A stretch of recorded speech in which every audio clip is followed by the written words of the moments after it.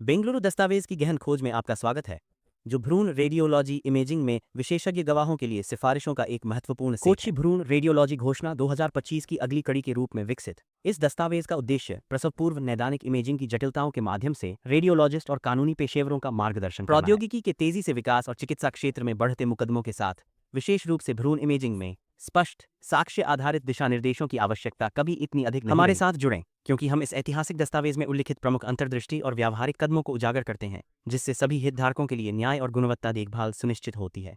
यह दस्तावेज delta diagnostics Bengaluru के एक प्रसिद्ध रेडियोलॉजिस्ट डॉ श्रीनिवास शेंटर द्वारा समर्पित कार्य का परिणाम है। National fetal radiology leadership award के प्राप्तकर्ता के रूप में 2025 डॉ शेंटर अनुभव का खजाना और नैदानिक अभ्यास और विकसित कानूनी परिदृश्य दोनों की गहरी समझ लाते हैं। उनकी अंतर्दृष्टि वर्षों के व्यावहारिक काम और पेशेवर निकायों के साथ सहयोग से आकार लेती है, जिससे यह सुनिश्चित होता है कि ये सिफारिशें व्यावहारिक हैं और पूरे भारत में रेडियोलॉजिस्ट के सामने आने वाली वास्तविक दुनिया की चुनौतियों पर आधारित हैं। बेंगलुरु दस्तावेज एक शैक्षिक संसाधन के रूप में कार्य करता है, जो भारत में रेडियोलॉजिस्ट के लिए सर्वसम्मति आधारित दिशानिर्देश प्रदान करता है। इसका प्राथमिक लक्ष्य एक ऐसा ढांचा प्रदान करना है जो स्थानीय संसाधनों और अद्वितीय नैदानिक परिस्थितियों को स्वीकार करते हुए सर्वोत्तम उपलब्ध साक्ष्य को दर्शाता है। दस्तावेज इस बात पर जोर देता है कि तकनीकी प्रगति और विकसित प्रथाओं के साथ तालमेल बनाए रखने के लिए दिशानिर्देशों को नियमित रूप से अद्यतन किया जाना चाहिए। महत्वपूर्ण रूप से यह एक आकार फिट सभी दृष्टिकोण के खिलाफ चेतावनी देता है, चिकित्सकों से वैश्विक सर्वोत्तम प्रथाओं की व्याख्या और लागू करते समय स्थानीय वास्तविकताओं पर विचार करने का आग्रह करता है। हाल के वर्षों में डॉक्टरों के खिलाफ मुकदमों में उल्लेखनीय वृद्धि हुई है, खासकर भ्रूण इमेजिंग के क्षेत्र में। इस प्रवृत्ति ने चिकित्सा समुदाय के भीतर व्यापक चिंता पैदा कर दी है, जिसके परिणामस्वरूप अक्सर रक्षात्मक दवा होती है, जहां डॉक्टर इष्टतम रोगी देखभाल की तुलना में मुकदमेबाजी से बचने पर अधिक ध्यान केंद्रित करते हैं। इस तरह की प्रथाएं स्वास्थ्य देखभाल लागत को बढ़ा सकती हैं और दक्षता को कम कर सकती हैं,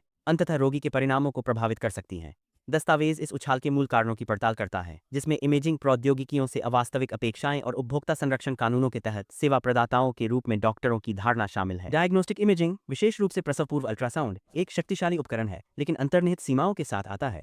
दस्तावेज इस बात पर जोर देता है कि इमेजिंग कोई जादुई समाधान नहीं है जो हर असामान्यता का पता लगाने में सक्षम है। उपकरण की गुणवत्ता, रोगी जनसांख्यिकी और आकलन का समय जैसे कारक सभी नैदानिक परीक्षणों की प्रभावशीलता को प्रभावित करते हैं। चिकित्सा पेशेवरों और जनता दोनों के लिए इन सीमाओं को समझना, यथार्थवादी अपेक्षाओं को बढ़ावा देना और हितधारकों के बीच विश्वास की कमी को कम करना महत्वपूर्ण है। चिकित्सा संस्थान त्रुटि को एक नियोजित कार्रवाई के उद्देश्य के रूप में पूरा करने में विफलता या एक उद्देश्य को प्राप्त करने के लिए गलत योजना के उपयोग के रूप में परिभाषित करता है। रेडियोलॉजी में त्रुटियां नैदानिक या प्रणालीगत हो सकती हैं, जो पर्यवेक्षक की गलतियों, गलत व्याख्या या संचार विफलताओं से उपजी। दूसरी ओर, कदाचार के लिए कौशल या निष्ठा की अनुचित कमी के प्रमाण की आवश्यकता होती है। मानक अभ्यास या जटिलता से हर विचलन लापरवाही का गठन नहीं करता है। दस्तावेज इन अंतरों को स्पष्ट करता है, जिससे विशेषज्ञ गवाहों और अदालतों को जटिल मामलों को नेविगेट करने में मदद मिलती है। सबसे बड़ी चुनौतियों में से एक चिकित्सा लापरवाही का आकलन करने के लिए कानूनी प्रणाली के लिए निष्पक्ष साक्ष्य आधारित जानकारी की कमी है।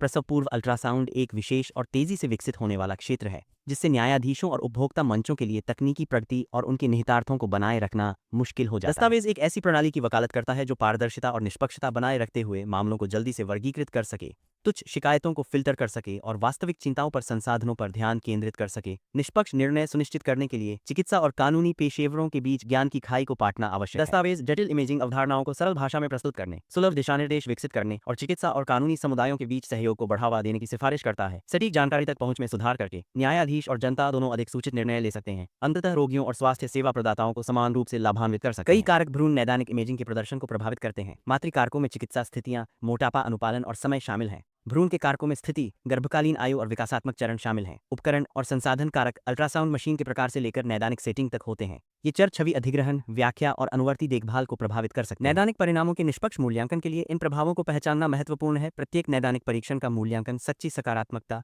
सच्ची नकारात्मक, झूठी सकारात्मकता और झूठी नकारात्मक की पहचान करने की क्षमता से किया जाता है। किसी परीक्षण का भविष्य कहने वाला मूल्य स्थिति की व्यापकता और परीक्षण की विशिष्टता पर निर्भर करता है। महत्वपूर्ण बात यह है कि कोई भी परीक्षण सही नहीं है। झूठी सकारात्मक और नकारात्मक अंतर्निहित हैं और स्वचालित रूप से लापरवाही का संकेत नहीं देते हैं। दस्तावेज इस बात पर जोर देता है कि परीक्षण प्रदर्शन विभिन्न आबादी और सेटिंग्स में भिन्न होता है, जिससे संदर्भ जागरूक व्याख्या की आवश्यकता को बल मिलता है। पेशेवर और शैक्षणिक संगठन देखभाल के मानकों को परिभाषित करने और अद्यतन करने में महत्वपूर्ण भूमिका निभाते हैं। उन्हें यह सुनिश्चित करना चाहिए कि लापरवाही की परिभाषाएं स्पष्ट, मापने योग्य और साक्ष्य आधारित हों। मानकों, संरचित प्रशिक्षण और मान्यता प्रक्रियाओं के लिए नियमित अपडेट आवश्यक है। दस्तावेज राज्यव्यापी मेडिकल बोर्ड स्थापित करने और कदाचार के आरोपी डॉक्टरों के लिए पुनर्प्रशिक्षण मॉड्यूल विकसित करने का भी सुझाव देता है, जो सजा के बजाय शिक्षा पर ध्यान केंद्रित करता है। विशेषज्ञ गवाहों को न्यायिक प्रक्रिया में सहायता के लिए निष्पक्ष, वैज्ञानिक रूप से ठोस जानकारी प्रदान करनी चाहिए। राय साक्ष्य पर आधारित होनी चाहिए, व्यक्तिगत अटकलों पर नहीं। दिशा निर्देश भविष्य के मानकों में सुधार करने के लिए हैं और इन्हें लापरवाही के लिए बेंचमार्क के रूप में पूर्वव्यापी रूप से लागू नहीं किया जाना चाहिए। गवाहों को स्थानीय डेटा और संदर्भ पर भी विचार करना चाहिए, विदेशी मानकों के प्रत्यक्ष अनुप्रयोग से बचना चाहिए। दस्तावेज सभी विशेषज्ञों की राय में पारदर्शिता और तार्किक तर्क को प्रोत्साहित करता है। विशेषज्ञ गवाहों को सलाह दी जाती है कि वे लापरवाही पर राय बनाने से पहले विभिन्न स्थितियों के लिए पता लगाने की दरों की समीक्षा करें। दस्तावेज भ्रूण की विसंगतियों की एक विस्तृत श्रृंखला के लिए पता लगाने की दरों को सूचीबद्ध करने वाली विस्तृत तालिकाएं प्रदान करता है। इस बात पर जोर देता है कि कई स्थितियों में उन्नत सेटिंग्स में भी कम पहचान दर होती है। यह यथार्थवादी अपेक्षाओं के महत्व और अदालतों और जनता को प्रसव पूर्व इमेजिंग की अंतर्निहित सीमाओं के बारे में शिक्षित करने की आवश्यकता को रेखांकित करता है।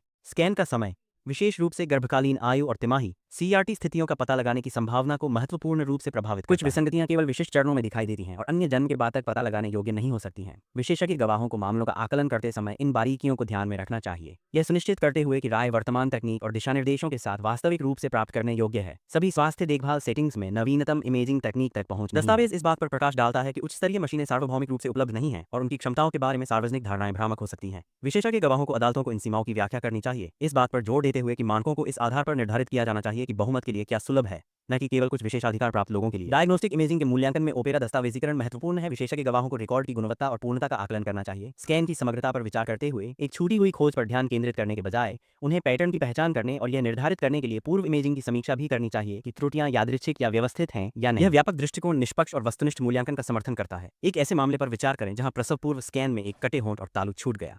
दस्तावेज बताता है कि इन विसंगतियों का पता लगाने की दर दुनिया भर में कम है, यहां तक कि उन्नत उपकरणों और व्यवस्थित स्क्रीनिंग के साथ। ऐसी स्थितियों को याद करना स्वचालित रूप से लापरवाही का संकेत नहीं देता है। विशेषज्ञ गवाहों को एक ही अनुशासन से होना चाहिए और ऐसे मामलों में विश्वसनीय राय प्रदान करने के लिए अप टू डेट कठोर प्रशिक्षण होना चाहिए। एक अन्य उदाहरण, एक महिला ने नियमित प्रसव पूर्व आकलन के बावजूद अपने बच्चे को जन्मजात हृदय की स्थिति में खो दिया। दस्तावेज में विवरण दिया गया है कि ऐसी स्थितियों के लिए पता लगाने की दर कैसे सीमित है और मातृ मोटापे और भ्रूण की स्थिति जैसे कारक दृश्य में बाधा डाल सकते हैं। मामला लापरवाही का समापन करने से पहले सभी नैदानिक विवरणों, समय और प्रलेखित सीमाओं पर विचार करने के महत्व पर प्रकाश डालता है। दस्तावेज व्यापक तालिकाएं प्रदान करता है जो इमेजिंग प्रदर्शन को प्रभावित करने वाले कारक, विभिन्न स्थितियों के लिए पता लगाने की दर और कदाचार पर राय का मार्गदर्शन करने के उपायों को सारांशित करता है। ये संसाधन विशेषज्ञ गवाहों के लिए अमूल्य हैं, जो मामले के मूल्यांकन के लिए एक संरचित दृष्टिकोण प्रदान करते हैं। वास्तविक अनुभव के बजाय डेटा पर भरोसा करके प्रक्रिया अधिक उद्देश्यपूर्ण और रक्षात्मक हो जाती है। दस्तावेज इमेजिंग प्रोटोकॉल के विस्तार के आर्थिक प्रभाव को भी संबोधित करता है, यह बताते हुए कि छोटे बदलाव भी स्वास्थ्य देखभाल लागत और संसाधन मांगों में काफी वृद्धि कर सकते हैं। यह आकलन के अनावश्यक दोहराव के खिलाफ चेतावनी देता है और दिशानिर्देशों को अपडेट करते समय लागत लाभ विश्लेषण की आवश्यकता पर जोर देता है। ये विचार टिकाऊ और न्यायसंगत स्वास्थ्य सेवा वितरण के लिए महत्वपूर्ण। सारांश, बेंगलुरु दस्तावेज विशेषज्ञ गवाहों की गवाही और भ्रूण रेडियोलॉजी इमेजिंग के लिए एक निष्पक्ष, साक्ष्य आधारित दृष्टिकोण की वकालत करता है। यह क्षेत्र की विशेष प्रकृति और तकनीकी परिवर्तन की तीव्र गति को पहचानता है। वस्तुनिष्ठ डेटा, व्यापक दस्तावेजीकरण और यथार्थवादी मानकों पर ध्यान केंद्रित करके विशेषज्ञ गवाह निष्पक्ष और न्यायपूर्ण परिणाम देने में न्यायिक प्रणाली का समर्थन कर सकते हैं। अंतिम लक्ष्य विश्वास को बढ़ावा देना, देखभाल में सुधार करना और यह सुनिश्चित करना है कि इसमें शामिल सभी पक्षों के लिए न्याय मिले।